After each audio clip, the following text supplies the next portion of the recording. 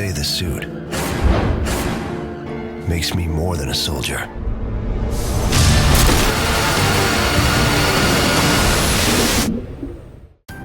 Ah, Crysis, how you inspire PC gamers everywhere to think about all your thrilling visuals.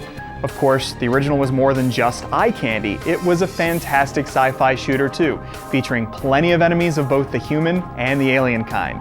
For Crysis 2, developer Crytek has left behind the North Korean jungle in favor of the urban kind of jungle. They also decided to go multi-platform and put the game on the Xbox 360 and the PlayStation 3, as well as the PC.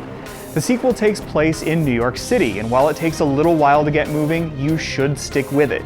That's because Crysis 2's second half is absolutely thrilling, featuring large-scale battles in big city squares and across rooftops. This all occurs against an eerie backdrop of a city collapsing in front of your very eyes due to a horrific alien invasion. It isn't as sandboxy as the original, but Crysis 2 still feels unique. It's a nice change from all the linear corridors and most modern big-budget shooters, but still delivers a lot of cinematic wonder. It's occasionally amazing, though it is unfortunately held back by a few notable issues, like a bunch of bugs and some pretty mediocre artificial intelligence. Run, Alcatraz! You and that suit are our only hope. You play as a Marine called Alcatraz, and like Nomad from the original game, you're equipped with a nanosuit. You get this suit from Prophet, though the circumstances under which you receive it are best left to discover on your own. What's important is that the suit infuses you with special abilities. You can jump really high, you can cloak yourself and become practically invisible. You can enter armor mode and take a lot of bullets. But like many fancy and expensive things, someone else wants that suit too. So not only must you defend New York City against an alien horde, you must also deal with a bunch of soldiers that are out to get you.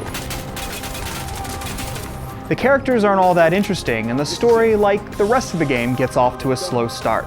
But once it's in full gear, you'll want to know what's going on and where you fit in. And it all leads to an ending you probably won't see coming.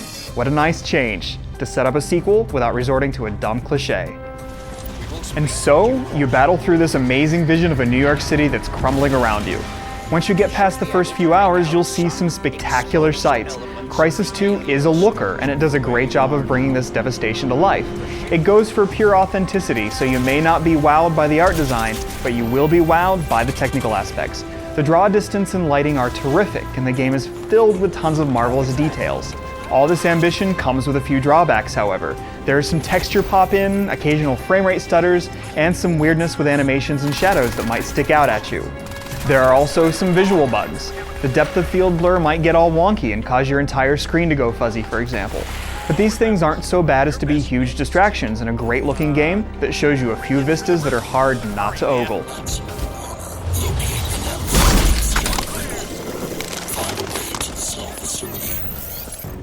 When you first start, you might wonder what everyone saw in the original Crysis.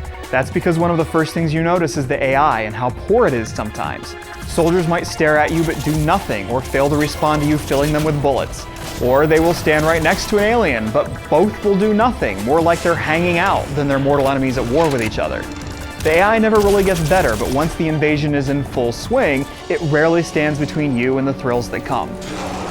It'll be a few hours, but once you're there, you'll love how Crysis 2 doesn't feel like most other games. Some of the battlefields are really big. Maybe not Crysis 1 big or Far Cry 2 big, but you still get tons of room to maneuver, lots of nooks and crannies to hide in, and tons of chances to flank the enemy and take them by surprise. You approach many battles from a rooftop or ledge above. This gives you a chance to use the scan mode on your suit to check out the environment, and then decide how you want to proceed. This is where Crysis 2's variety comes from, the great flexibility that the big maps and the suit give you. Being careless gets you killed fast, but your suit's armor mode still lets you go balls out when you want to. Go cloaked, and you can flank attacking aliens or take them down with a stealth kill. All around you, the earth shakes, skyscrapers tumble, and you get a sense of what it might really be like to be in New York City under alien attack. There are few on-rail sequences here, so the sheer fun comes mostly from the amazing shootouts. You can rip guns off their emplacements and squash soldiers under the wheels of an armored vehicle. And because the vertical environments break up your line of sight, you get use out of the entire arsenal of guns.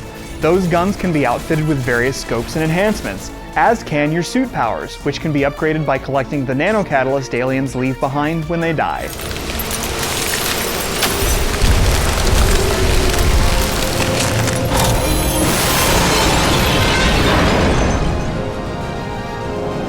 The final hours of Crysis 2 are incredible. Fun, tense shootouts against hordes of enemies in recognizable places that are burning to the ground and falling apart in front of your very eyes. You get a good 10 hours or so out of the single-player campaign, so Crysis 2 is a good value compared to many other shooters. But it also sports a multiplayer component as fully featured as anything else you'll find on store shelves. And because you get to use the suit powers there, Crysis 2 carves out a place on the landscape. The maps are many, and there are 6 modes in total, though if you want to play public matches, you need to level up to gain access to the more interesting ones. Crysis 2 isn't quite in the league of something like Killzone 3, but it is up there. To keep you playing, there's an elaborate system of unlocks, multiple slots for creating your own custom class, dog tags to collect, and a lot more. If you enjoy the original game's power struggle mode, you might miss all the vehicles and the big maps. Otherwise, there's something here for almost everyone.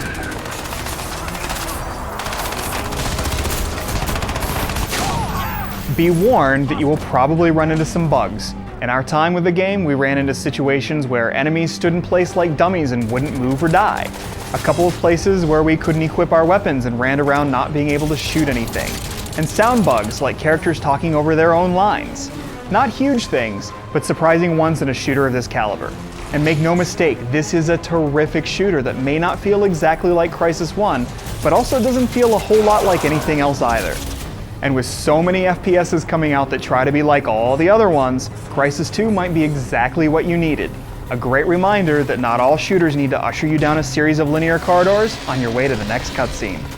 It's got some unfortunate drawbacks, but when all is said and done, what you'll remember most are the thrills of taking down big nasty aliens in a city where you're the only hope for survival.